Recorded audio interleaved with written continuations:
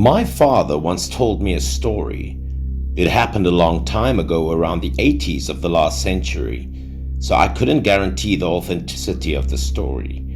That year, there was a tragedy in the village that killed a woman and a child. Police also soon arrived at the scene to investigate and remove the body. Their deaths were so tragic, nobody could describe in what bad shape the corpses were. And the most tragic thing of all was that the killer was a family member. Initially, the police thought that the killer was a jealous husband who was cheated on by his wife and who also had a child with another man. Unexpectedly, when they investigated and took the perpetrator's testimony, they found that this person's family relationship was extremely good. There was no conflict that could lead to such a tragedy. However, the interrogation of police statements was not difficult. The killer felt guilty. He collapsed, so he didn't hide anything. The police didn't ask too much, but the perpetrator himself confessed and explained everything in a great detail. According to his testimony, the case took a more thrilling turn than people would ever imagine. The killer, surnamed Sato, named Kanai, is a farmer and has more than a dozen rabbits in his house. Although his family is not rich, he is considered the wealthiest man in the village. But that year, he was a bit unlucky. He just moved to an area near the mountains to expand his rabbit farm, but the rabbits, one by one, got lost. After many days of observation, Kanai discovered that the one who regularly stole his rabbits was a white fox. To protect his rabbits, Mr. Kanai spent a fortune building a high wall, buying an iron fence around the yard, but unfortunately this proved ineffective. The fox was very clever. It always tried to sneak in and steal pets. Whenever Mr. Kanai discovered it, it found a way to escape again. This made Kanai extremely angry, and he decided not to give up until he caught this very fox. I heard from my father that he bought some serrated traps to trap the fox. Although he was afraid of harming his rabbits, he still thought that the light rabbits were not enough to activate the trap, but the big fox could do it. In the evening, Mr. Kanai quietly set traps in some corners around the rabbit cage. When you have to endure a loss a few times, human personality would gradually become more apparent and ill-behaved. But at that time, Mr. Kanai only wanted to catch 1 or 2 foxes to deter other foxes, so they would not dare to come and steal rabbits anymore. But when everything started, it was hard to say which direction the story would go. The night Mr. Kanai set the trap, everything went his way. The next morning, when he went to the rabbit's cage to check, he saw the thief lying on the ground. He shouted with joy that he had caught the big white fox. This trap was also extremely powerful, causing the fox's legs to be clamped so that it could not be pulled out. After losing so much blood, the big fox had died. By morning, it was just a lifeless corpse. Mr. Kanai was very happy about catching the fox, but even though the fox meat was not for eating, its fur was indeed very beautiful, and he immediately thought of selling it to make some money. A piece of fox fur could buy a dozen more rabbits, and Mr. Kanai rejoiced at the big profit. The scene of the fox skinning I won't tell either, because everyone can imagine how gruesome it is when you skin some animal. And then the foxes began to fear him. They no longer dared to go back and steal rabbits. It was exactly what he originally intended, but he had then become more ambitious.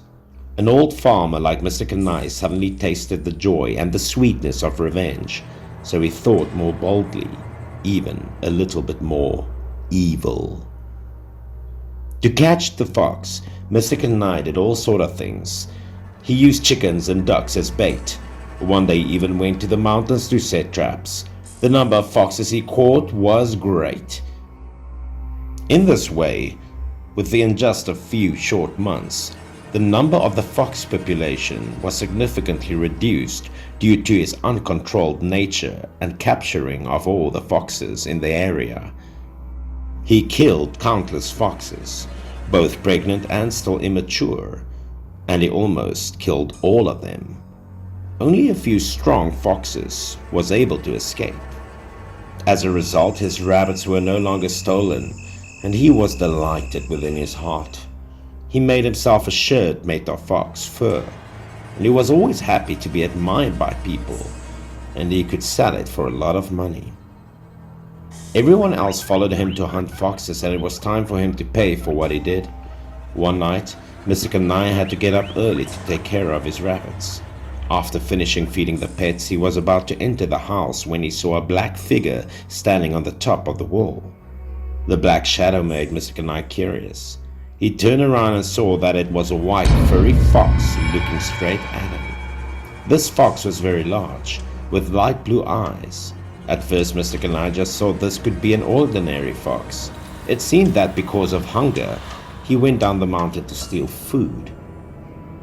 Mr. Kanai's anger rose. He took the pickaxe and ran to chase the fox down. But the pickaxe was missing. The big fox also disappeared quickly. Everything happened so fast that Mr. Kanai had no doubts. He went back to the chicken coop to look for the fox, but the fox was nowhere to be found. He had no choice but to go back to the house and plan to go up the mountain the next day to trap the rest of those foxes. But as soon as he entered his house, he saw a white shadow of a fox.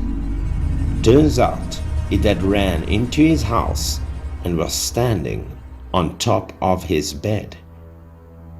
At this time, when it saw him enter, it suddenly opened its mouth to bite the neck of Mr. Kanai's wife. He was originally eager to win. He wanted to kill the fox, so he didn't think much of it. He took the pickaxe and smashed it down, but in the blink of an eye, the white fox was gone. When he looked back, he knew he made a mistake. His pickaxe had hit his wife's head, and the skull was broken. He was shaking and crying at the death of his wife. Before the crisis ended, he heard the fox cry from behind. The fox stood in front of the door of another room, looking at him like it was provocative, challenging him to kill it. Speaking of which, it was plain to see and understand what was going on. He resented the fox, and he continued to chase after it with his pickaxe. The only thought left in his mind was to kill the fox for revenge. So when the fox jumped on his head and tried to bite his son, he made the mistake once again. Mr. Kanai didn't hesitate to try and hit the fox with his pickaxe. And then the fox disappeared in an instant, and his son was then killed by him on the spot, just as he had done with his wife. After this investigation, Mr. Kanai was taken to be assessed for mental illness, and as a result, he was a very ordinary person, but was still sentenced to death without any pardon or anyone believing his story.